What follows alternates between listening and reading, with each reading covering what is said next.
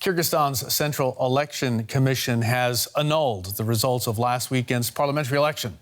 The president is insisting at this hour that he is still in control of the country, even though protesters earlier broke into government buildings and freed his jailed predecessor. Now, at least one person has been killed in the violent clashes that erupted overnight in the capital, Bishkek.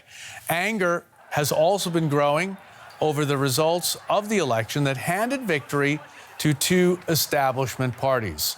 An opposition politician has now declared himself the acting interior minister. Now, despite the chaos, President Sooronbai Jeenbekov maintains he's still in charge. He also said he was not ruling out another election. Peace in the country and stability in society is more important than any politician's mandate. I suggest that the Central Election Committee thoroughly investigate any violations during the election process and annul the results if necessary. I ask political leaders to calm their voters and ask them not to take part in gatherings. Following the story for us from Moscow is DW's Yuri Reshetto, our bureau chief there. Let's go live to him now. Yuri, can you fill us in on this with some details and who's in charge in Kyrgyzstan right now?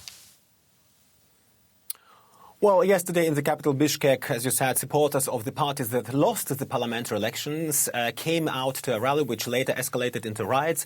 Special forces used tear gas, rubber bullets and water cannons. The protesters responded with Molotov cocktails and built barricades. Reportedly, more than 100 people were injured in the clashes. Demonstrators stormed the parliament building where the president's office is located. They demanded a second vote. President of Kyrgyzstan, Jeenbekov, called what is happening a coup attempt.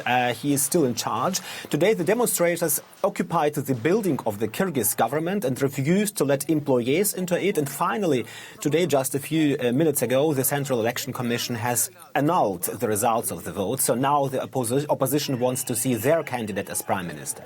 Okay, now what's driving the protests we're seeing in Bishkek? Is it just these election results?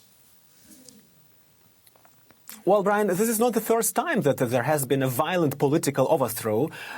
This time, 16 parties participated in parliamentary elections. Only 4 managed to get seats in the parliament. These parliamentary elections took place 10 years after the country switched to a partially parliamentary system of government.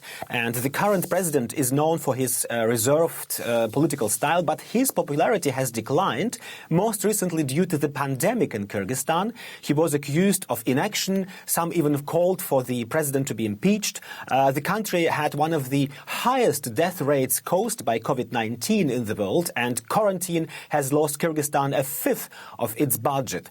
Here in Russia, the Kremlin will be watching what is going on in Kyrgyzstan closely, as Kyrgyzstan is an important ally and partner for Russia, not only in the fight against international terrorism, but also economically. The two countries have close economic ties. For example, there are a lot of Kyrgyz migrants working in Russia and sending money to Kyrgyzstan. However, Russia definitely still sees this post-Soviet country as part of its sphere of influence. Yuri, thanks very much for bringing us up to date on what's happening in Bishkek at this hour in Kyrgyzstan. Yuri Reshetto for us there in Moscow.